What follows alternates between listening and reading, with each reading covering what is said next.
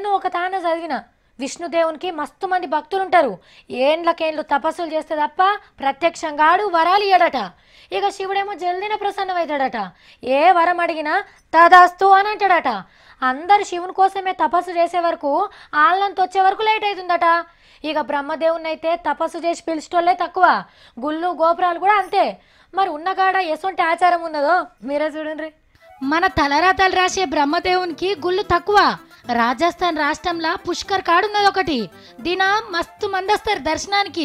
అయ్యవార్లు మొదలే చెప్తారట రావద్దని. కాదు కక్కాసమని పోతే కాపురాలు కూలిపోయే పవర్ఫుల్ శాపం తలుగుతుందట మొగోళ్లకు.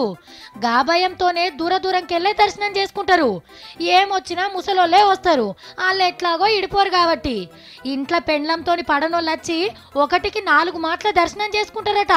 అదేదో జల్దినైతే మంచిగుండని. కానీ దేవుని గుళ్ళకోతే శాపమేందని పరిశాన్ కాకుండ్రి. బ్రహ్మదేవుడి యాగం చేద్దాం రమ్మని సరస్వతమ్మకు మతలబ్ పంపిండట.